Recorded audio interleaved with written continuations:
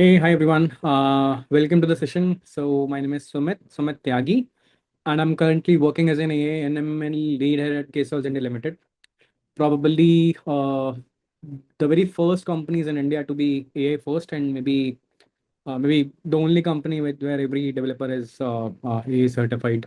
So let me share my screen, and maybe any one of you, if you could confirm if that is visible. Is my screen visible? Yes. Great. Okay. Thank you. So probably gonna use not gonna go full screen. Let me just okay. So this is my topic. I'm gonna be talking about how you can use Claude efficiently. Uh, though you might have seen a lot of LinkedIn posts or maybe a lot of tweets.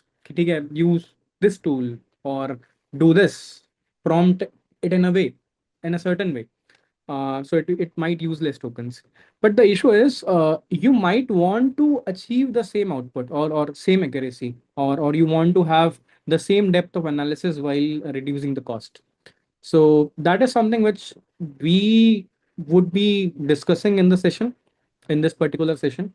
So let me walk you over the agenda, or maybe first let me just give you a quick introduction. So we are KSolves, an AI first company. As I mentioned, all of the people here are AI certified, and we work on state of the art enterprise ready AI applications. We have developed a lot of agentic applications, generative AI applications. From statistical machine learning to agentic AI, we pretty much do everything. And if I talk about the client demographics, so across the industry, fintech, ERP, logistics, telecom, FMCG, you name it, we have worked in it. And also we operate close across the globe. So that's it. Why it matters? I mean, why we would like to discuss this topic? Maybe on what, like 8th of May, 2026 this year, because this is the time where everyone wants to adapt AI, consume AI, or maybe at least use AI in their regular work stream. Most of them have an agenda of reducing the cost, but that's exactly what is not happening. And we'll talk about that later. What the cultural shift is going on, but that's the issue which most of the organizations are facing. They are getting bills which are equal to the salary of their employees, and I mean most of the teams are not even able to explain why they have that kind of cost of AI. A lot of enterprises are shifting, but they are not able to get that return on investment on this particular I mean, I would say, wave which they wanted to do. So that's the introduction, why we want to talk about it, why we should be talking about it, and everything. I've already covered the agenda. Maybe after that, in next few minutes, I'm going to be talking about token economics. So why token economics? Because token is something which it's more or less an atom for. I mean, if you have studied chemistry till maybe 10th, so it's more or less an atom. I mean, you can't talk about AI or efficiency of AI, consumption of AI without tokens. So we'll talk about the tokens, why, how it is, what is the direct equation between a token and the dollar. I mean US dollars, Indian currency, whatever. But we're gonna talk about the direct equation between a token and the currency. Once we will be aware of tokens, then probably we can shift to understand how Claude or any AI agent consumes these tokens, and how the agents play with this token to generate intelligence. When I say intelligence, it could be anything: generating a presentation, or maybe writing a code base for you, and basically anything. So once we are aware of that, then probably the next topic would be understanding the cultural shift. So when I say cultural shift, that means we'll try to understand what industry frontiers are saying about this thing. Maybe some organizations, how they are placed them in this scenario. What are they talking about? There are organizations which are planning to adapt and consume AI. There are organizations which have already at a stage where they are consuming it and they are getting. I mean, they're not getting the exact return on investment what they wanted to do. So we'll talk about that. So once we're done with that, then it's time to understand the spend categorization. So maybe a developer, how they spend their tokens. a designer how they spend their tokens, maybe the CEO of your company how they spend their tokens. So before, think of it like before cutting the cost or gaining efficiency, you need to first understand what is the rate determining step. I mean, where you are spending your tokens exactly. So that's where spend categorization comes in. So we'll try to understand where we are spending. Okay. Once we're done with that, so you already know, okay, this is where my pocket is burning. So in that case, we'll try to understand some efficiency strategies. So this efficiency strategies are directly linked with the token economics, or how your agent works. So that's why first, second, I mean not first, but second, third topics are very important, and that's why these are in the slides. Once we're done with that, then we'll move forward. We'll try to understand, not understand, but realize some actual gains which a lot of organizations have got. So there are case studies where people have, from 720 US dollars to $72. That kind of reduction in the cost is what people have gained. And then there are some like tips, tricks, hacks, which is more or less like my personal favorites. I've included that in the last topic. So maybe closing notes and then some next steps. So once you're done with it, what should be your next step? So that's what we're going to talk about. I think we are good with the agenda. Maybe if you could react any, I mean, maybe like, support, or congratulate, any reaction. If you could give a reaction, I think it would be great. Let's move forward. So great. So let's understand what a token is exactly. As a developer, I went to my model and I said, could you please give me the intelligence? So I'm using a very generic term. I want intelligence because it could be anything. You may want your model to analyze a report. You may want your model to uh, maybe generate a code base for you. Okay, it could be anything. But you have dollars. You have a 200 rupee note with you, and you went to your model and say, I want intelligence. But the model will say, sorry, token is the only valid currency. I don't understand, like, I don't take rupees. So then what do? You go to AI company, you go to any company which hosts the model, you buy tokens. When I say buy tokens, I mean it could be prepaid, postpaid, or anything, but you get tokens, okay? And then you can consume those tokens in return of intelligence from a model. Okay. So more or less, token is a currency. I mean, if you're not very technical, I would say you can assume a token is a currency. And throughout the session, I'll assume the token is a currency. Reason being, I mean, some people might say, "Oh no, it's a word." It could be, a special character. It could be a phrase. It could be anything. I mean, based on if a developer is saying, if a businessman is saying, if your IT person is saying, so it could be anything. When let's assume we are seeing through a lens of a CEO, or cost optimization person in your IT company, in your basically IT team. So a token would be nothing but but currency. Okay, so that's roughly a token is. But if you want to understand how it translates in terms of intelligence, or words that you get, so three-fourth of an English word is a token. So that means if you are using 1,000 words, then 750.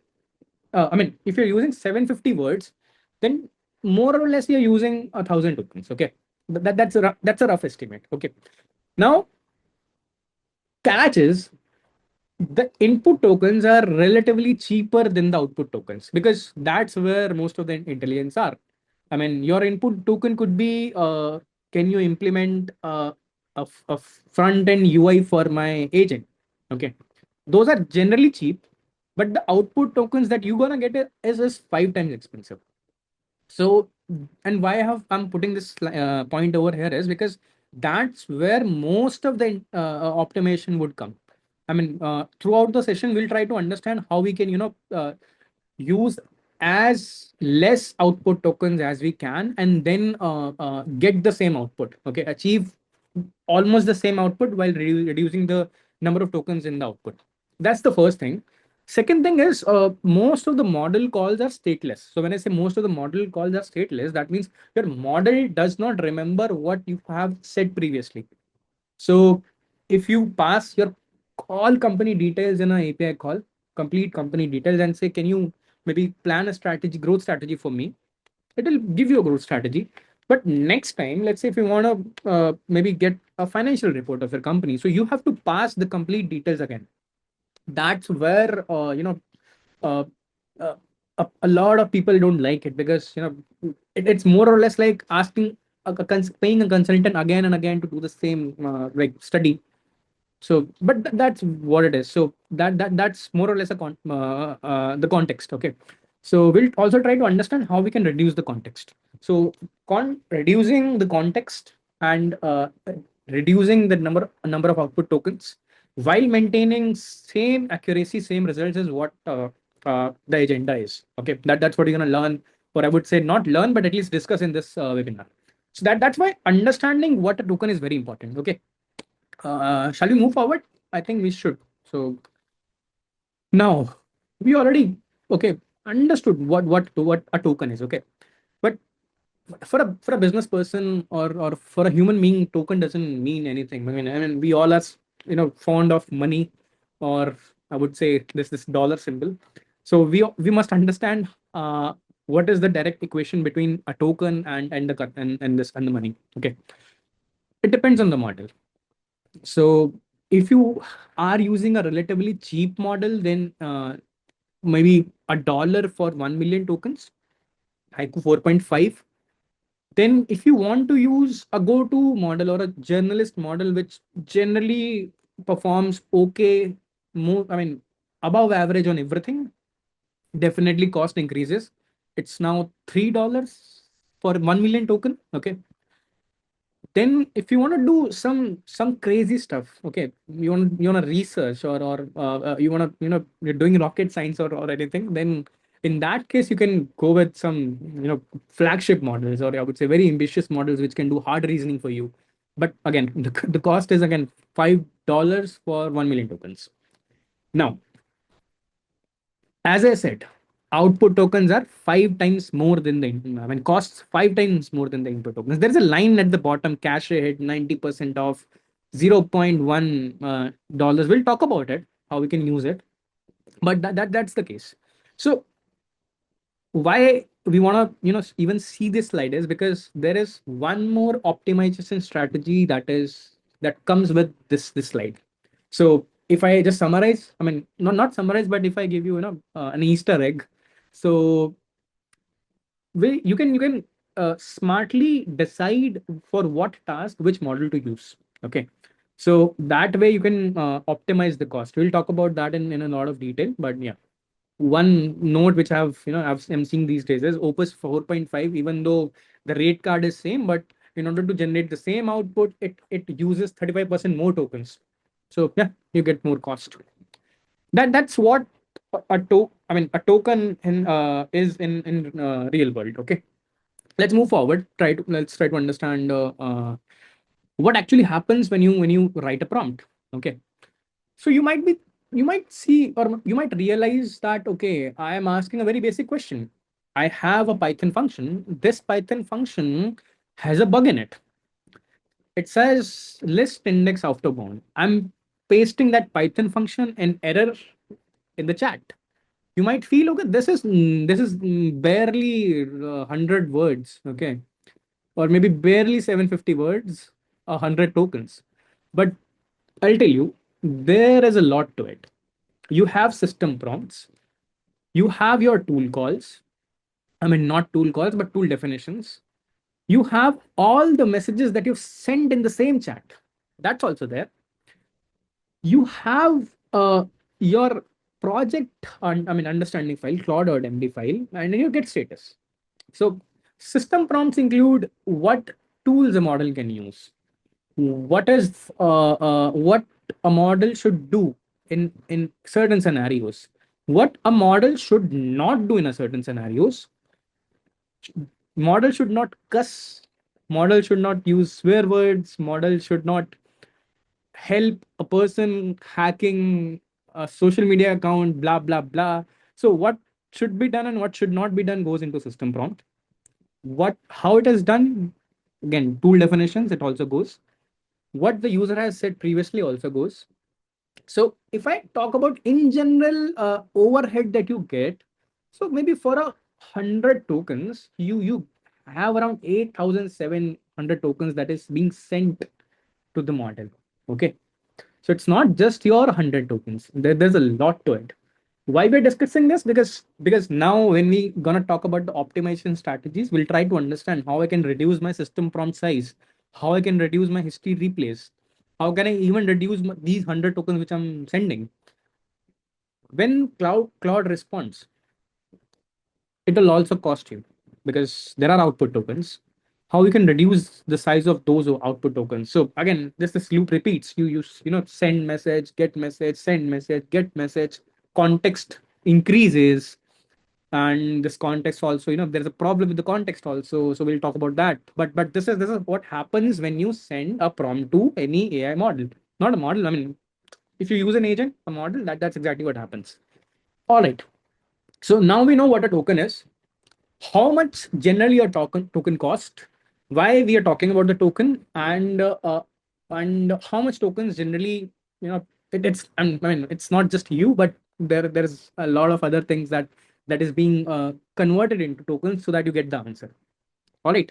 So we're done with it. I think we can now move forward to understand why people are, not, I would say. So this industry is divided into, I mean, it's polarized. A lot of people are saying, for example, in media, Jensen said that, okay, if my engineer costs me 500,000 US dollars and he's not consuming 250,000 US dollars in tokens, so he'll be deeply alarmed. That means he wants to invest in AI. Nvidia is saying that I'll be spending 2 billion US dollars per year in tokens for their engineers. Yep, great, nice. They can spend. There are CEOs like Steve. They said they all are starting to spend their own salaries in token. Everybody has a dial. How many engineers you cut to pay for AI for the rest? So there are people in some company who are spending equivalent to their salary. Okay, in tokens. As a CEO or as leadership, what to do about it? I mean, how do you measure? So measure the productivity or return on investment. So how do you do it? Maybe let's talk about it. There is I mean, this is more or less a meme which I've seen on LinkedIn. I've collated it. So I've seen a post that says we shipped 10,000 lines of code in the sprint. Nothing works, but velocity metrics is very high. That means all the software engineering life cycle metrics are at par or more, like it's just blazing, but uh, but nothing works. So they're spending in using AI, but nothing works. Then once you said, I mean, a CEO realized that the cost of AI tokens is higher than the salary of employees they laid off. So they laid off some employees and said, okay, AI will do the job, but the cost of tokens is more than the salary of the persons they laid off. So this is what is happening in AI sector, or I would say, I mean, at least what LinkedIn is saying. And then I just put it here so that you understand, I mean, why it is why it is important to discuss on this topic these days. We'll move forward now. I think we have covered most of the preamble or whatever is required to understand the efficiency matrices and everything. Okay, so let's move to the spend category analysis. Okay, see, even before and see, think of it like even before you want to understand your spend, okay, or expenditure, or you want to reduce your expenditure, at least spend efficiently next week. So most of the times, the very first thing is analyze what we have spent. Okay, so there's a tool for it. Let me show you. But the thing that, I mean, the chart that I'm showing to you right now is on an average how it works. So 25% of the tokens gets spent on exploration. So model explores. You want model to implement a feature, Model will explore your current code base. It will read your current file. It will read your product requirement document. It will read your software requirement document. So 28% of the tokens is not, going into just coding, or it's not the direct output. I mean, it's not directly. You're not getting 28% tokens as an output. It's just what model is consuming to just explore what is there. Great oxymoron, or I would say, a very nice. It's an oxymoron only. So, 22% of the tokens gets spent in debugging, and 18% gets spent in development, feature development. So, on an average, you spend 18% of uh, if you spend $18 in developing a feature, then on an average, people spend $22, $4 more in debugging that feature. Okay. So that's what people are doing. Then there is 10% in refactoring, 8% testing, 6% conversation. That's also something which we're gonna cut down. 8% others. So this is what a general spend looks like. Now, you would you like to get that type of chart, or at least an analysis for you also? So yeah, I think everyone should do it. So you see, this 22% in debugging, 18% in development. This should not happen, and it's generally does not happen here at Ksolves. So maybe this could be a topic of another webinar next time. But yep. So let me show you how you can do it. There's a tool called CodeBurn. Okay, let me think. That's why what I do is CodeBurn. You just Google CodeBurn. Cursor ad. Nope. Not a fan of ads. So this is the tool, CodeBurn. What you can do is you can install it. Once you install it, you can run it, and this is the dashboard which you get. Okay. What you see right now is your today, 7 day, 30 day, this month, 6 month daily activities. And how much you spend. So right now, my 30-day spend was 38 US dollars. So if I convert that into Indian currency, 38 USD to INR. Okay, 3,600, 3,600. Not too much, but yeah, take it. I will not shift this to 6 months. Maybe my CEO also, maybe he's also watching the webinar, so I can't show how much I'm spending. So by activity, if you see, here, though it is not that different, but exploration, I just spent $10. The next was coding for me, not debugging. I'm not flexing, but yes.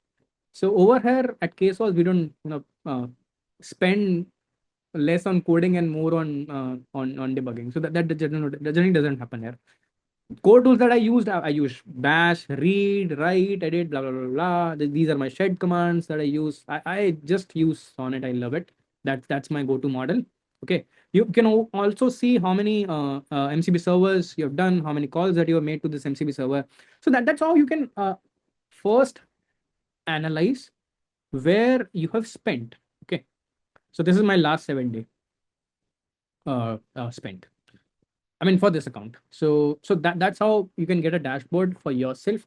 At least do a retrospective. At least do a retrospective for your team. Ask everyone in your team to, uh, you know, give them at least one report, or maybe you can say, this is for you as a developer also.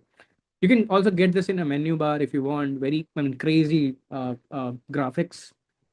I love it. So that's how you can get your token usage. Okay. Now, exploration, context, and output tokens. That's what we gonna target in the I would say uh, uh, optimization strategy. Okay. Let's move to that. All right. The very first optimization strategy is the caveman method. What is a caveman? Who is a caveman?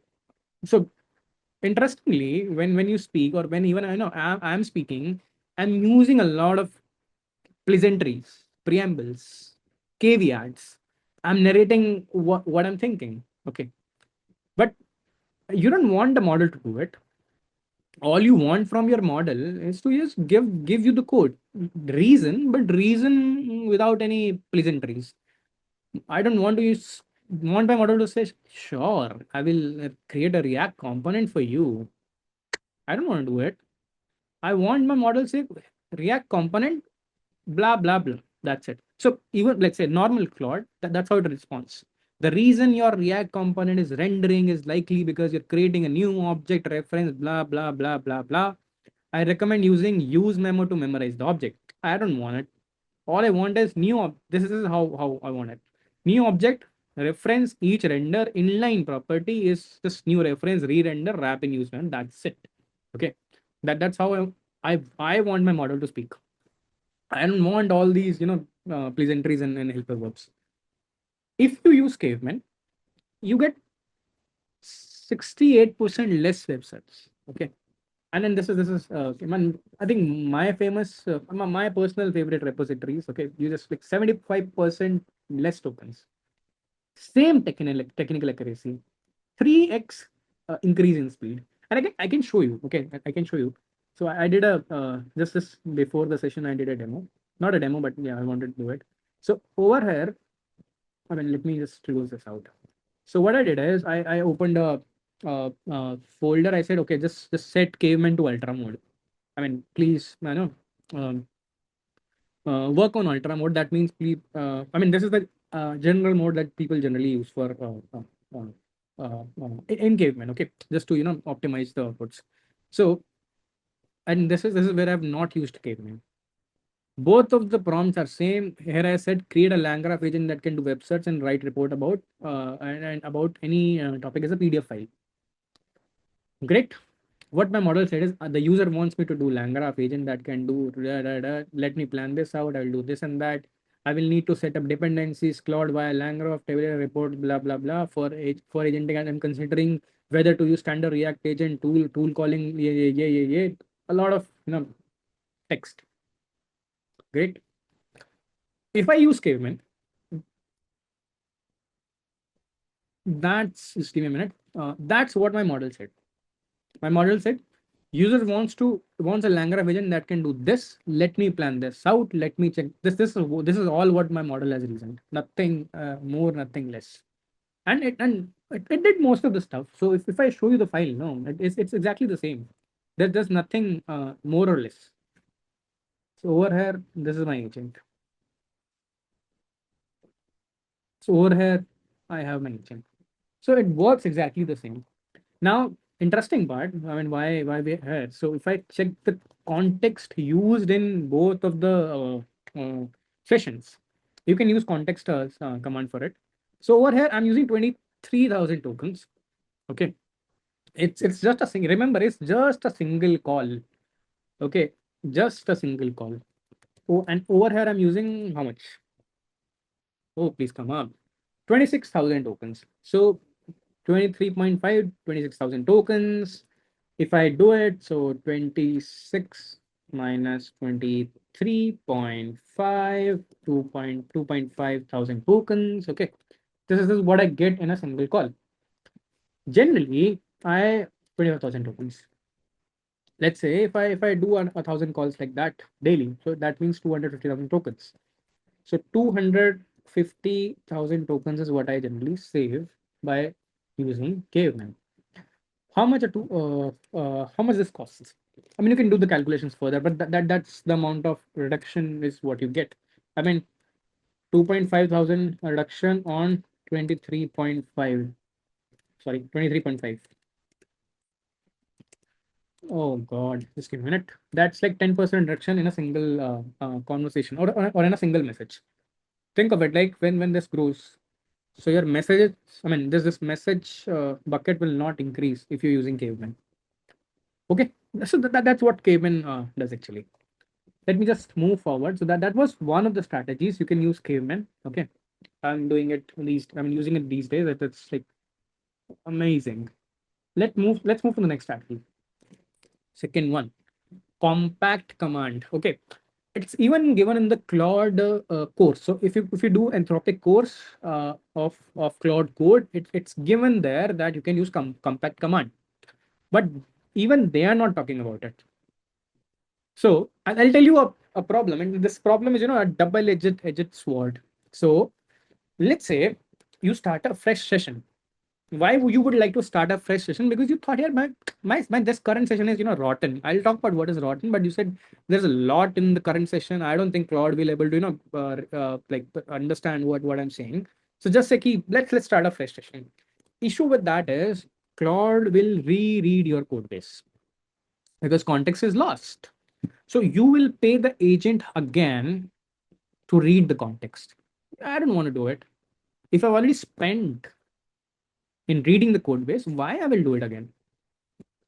So what is the option? The second option is using same session. I'll not create a new session. Fine. What is the problem with that? If I don't create a new session, anyone and the attendees. I mean, what is the problem if I don't create a new session? If I use a single session throughout my life in a project, so what will happen? I mean, anyone who have used Claude or any agent, anyone who, I mean, okay, I'll see the stream messages later. So problem with that is the context will, I mean, it rots. So Claude will not be able to understand your messages. It will hallucinate. Any model will hallucinate because in the context there is a uh, there are things which should not be there. There might be test cases which failed. There might be approaches which you ruled out. I don't want to use this approach. Those approaches will still be in the context.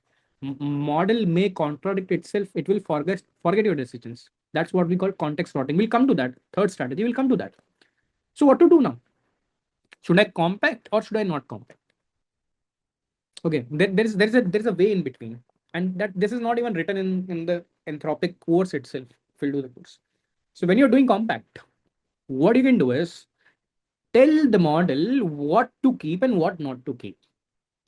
If you do bare compact, this one, bare compact, Claude will summarize everything. That means even the rejected ideas will get the same weightage as your kept decisions. So context will rot.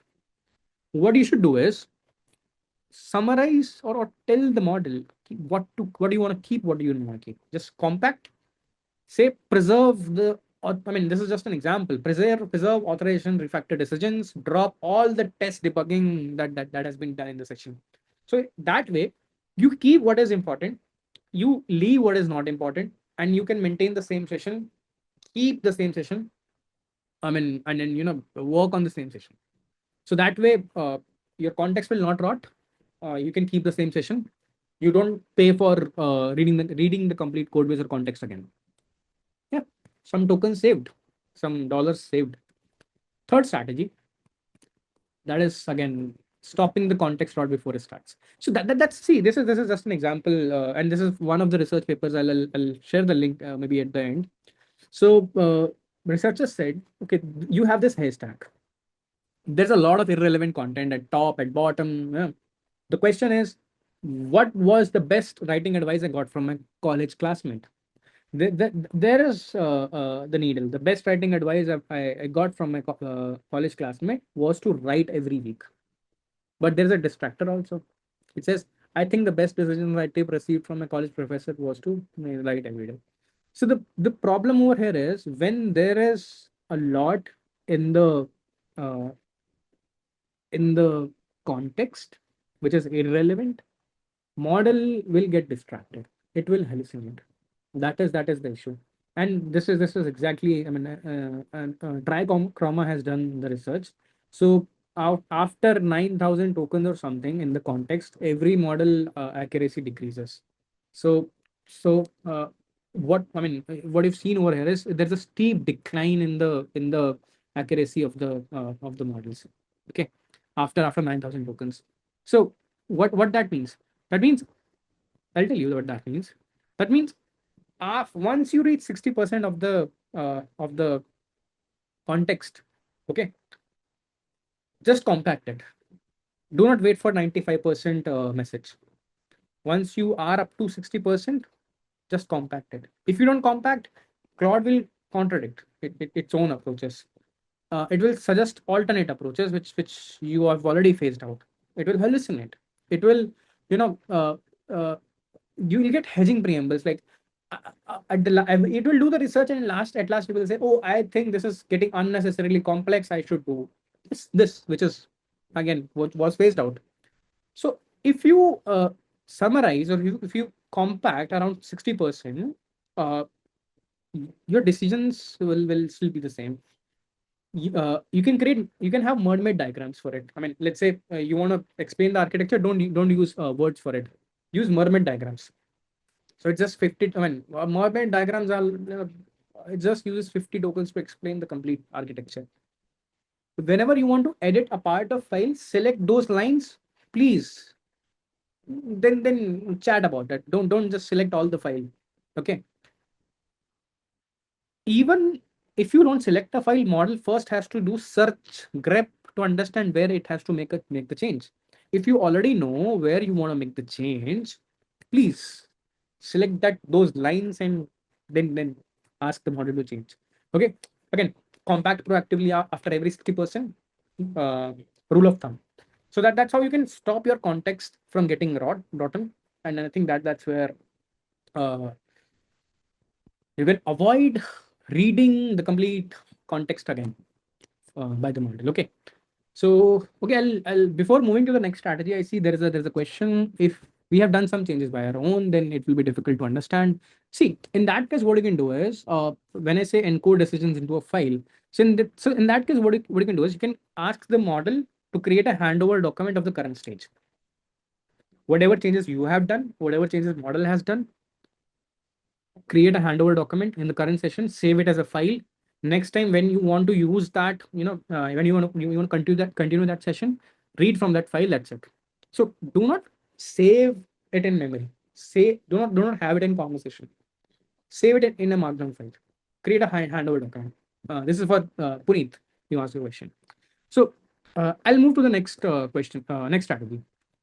Uh, so this is a bonus strategy. I just added this before my webinar. That's why I so strategy three, oh, bonus strategy 4 and 5. So this is something just being added. I was not able to change the count of the slides. So that's why I said bonus.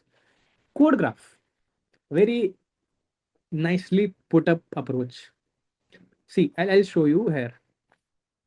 This is code graph. I just implemented it before the Claude. Okay, but maybe first I'll show you here what is code graph. Again, everything which I'm showing is open source, so you can just go over the internet, make a quick Google search, you will see it. You set up your code graph, and then what it does, it will convert your project into an easily understandable structure. So what it does is, I mean, the problem is Claude Code explores the code base. It spawns explore agents that scans your file, grab, globe, read, and it consumes a lot of tokens. So what code graph does is, it gives those agents a pre-indexed knowledge graph. Nice. What happens if you do it? Let's say if you're using TypeScript in VS Code, with code graph, you do 3 calls on an average. Without code graph, you have to do 52 calls to do the same job. 94% less calls, and then it is like 82% faster. I just did one thing. I mean, I had a project which I was working on. There's nothing proprietary, so don't worry about it. I set up my code graph. Okay. Then once I set up my code graph, let's say if I say, okay, come here. If I say code graph files, it gives me the, let me just maximize this. I think I should maximize. Oh, it's not getting maximized. I mean, so it gives me the complete structure. See, it's giving me the complete structure of my files. So the model does not have to create the structure by itself. If I ask for the context, let's say if Claude is getting a task, so Claude wants context for that particular task. Okay, so Claude can use code graph. So create a dashboard in RenAI for evals. Let's see what it gives. It gives everything. So it gives me where ask and pull service is, where the failure message is, what clients I should be using, what are my entry points. Okay, So it says query a dashboard. This is the query, and this is the output that we're getting. So it is a pre-set up knowledge base for Claude, so that Claude does not have to do every search again and again and again and again and again and again. So if you use Python, 40, I mean, you reduce from 40 calls, you get 3 calls only. So that's why you should be using code graphs. And it's a very nice. I just set it up in my project. So it scans your files, it parses your code, it resolves the reference, and then it creates a knowledge graph. And this knowledge graph would save you a lot of bucks. All right, bonus strategy. Let's move forward to the remaining ones. Three, I mean 4 and 5. I have kept it side by side because these go hand in hand. See, previously when I said no, the model does not remember what you have said previously. I kind of lied. Not lied exactly, but there is a catch to it. When you send a prompt to your model, most model providers these days can cache some part of the prompt, and you can and then set it up. They can save it, cache it for some time. It will cost something, but they save. Input rate for caching, it's 1.25. Okay, so it's 25% more than querying it again. But see, reading it from cache is at 90% discount. So even if you make two same calls, it pays off. The cache pays off. And the best example is YouTube Analytics bot. So YouTube Analytics bot, uh, when you're sending the model to uh, analyze a video, maybe you want to analyze multiple things, but you want to analyze the same context. So why send the same all the video context again to the model? Cache it and just analyze, ask different questions about analysis for the same. That way, 720 US dollars gets churned down to just $72. That's like 90% of the savings. I'm very hopeful. You generally these. I mean, I think 2 years down previous. I mean, I remember 2 to 3 years back. I used to see a lot of job posting where it says cloud optimization engineer, GCP optimization engineer, where people come. They have this expertise. They help companies to reduce their cloud costs. There will be jobs like AI optimization engineer in next 6 months where people with expertise will come. They will help companies to cut down their AI expenditure. Okay, it's gonna happen. So that's why you should be caching your prompt. Okay, and then best examples are where there are very large system prompts. There are there is a context which has to be sent every time. So that's the first lever. Always do prompt caching. Okay. Now you're doing prompt caching, but there are three models. So you should be deciding on the fly which model you should be using for a task.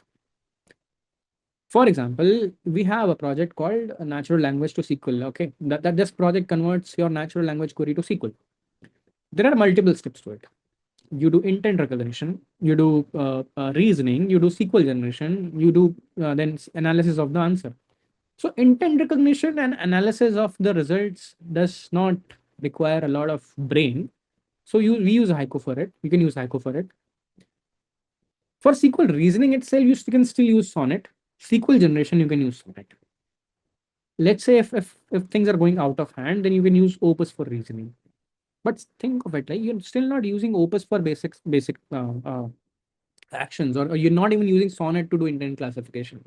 That's like 3x 300% reduction in the cost just by smartly selecting what model to use.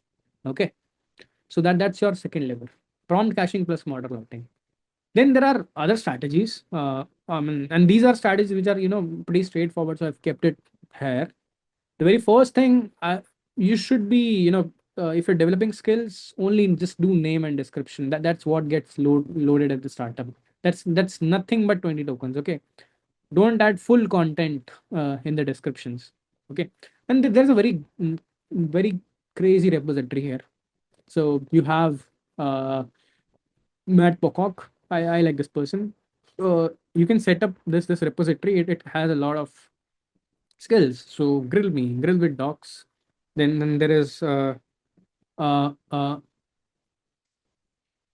mean, so diagnose. You can do triage. You can improve your code base architecture and everything. Okay. So then next part is Claude.md. Please have your stack version, test runner, key architecture. Do not add like 500,000 lines in Claude.md because that gets loaded in every API call. MCP hygiene, very nice. Don't have 10 or 15 MCP servers connected if you're not using it, because there is a lot of JSON which comes with every MCP. So you don't want to use it every time. These are the strategies which are there. This is the efficiency tool stack which you may use. I've just shown you the code burn. You can use CC usage, Office CLI to work with the Office apps. Context command, I have just presented how you can use the context command to check the current context usage. Matt Pocket skills, great repository, must visit. Okay. Anthropic analytics, not for every person, but yeah, IT admins and enterprise users can use it. Then these are the anti patterns. Please do not write code without specs. Do not default to Opus. Do not work without prompt caching. Do not let your agent run in loops without supervision. Okay. Do not have a blotted Claude.md. Every extra line is a per session tax. Okay. Same questions across the sessions. No go. Too many MCP servers. Too much JSON. Okay. Wastage of tokens. Pasting whole files when you can read the like that suffice. So should not be done. Please do not ignore Opus 4.7 tokenizer. Never, you should not be using this model until it is super necessary. And do not trust the win 1 million. I mean, this is trust 1 million context window, but always compact at 60%. So this is 10 NT patterns I would say that is line silently reading your budget. Okay. There are real case studies. 720 to $70. We just talked about it. 92% cache efficiency if you use it. 25% session savings. That is something which we have achieved using Caveman. And there are other cases also where we have seen it on Hacker News thread that Claude Code Max plan users they are spending like 500,000 US dollars in 1 month. I don't know what these people are doing. So these are some real case study numbers. So I think you should take some inspiration from it. So at last, maybe just session management decision tree. So let's say this is this I would say cheat sheet. So new task, just clear the session. Same task continuing, please compact. If you want to make a wrong, if you've just made a wrong turn, please don't ask the Claude, can you please change all the files back? Please rewind. If you want to do an investigation, create a sub agent, fork the conversation. If you want 5 parallel investigations, please use sub agents. That's what you can do when it comes to cost saving. Okay, that's how you should be managing your sessions. So 5 levers again. Just this is the summary of the session. Prompt caching should be done. Model routing should be done. Skills plan lean Claude.md. Please do not get taxed at every call. Please measure everything. Use Codeburn as a developer. Measure on what you are spending so that you can improvise. Okay. So I think that was the crux or the summary of the session.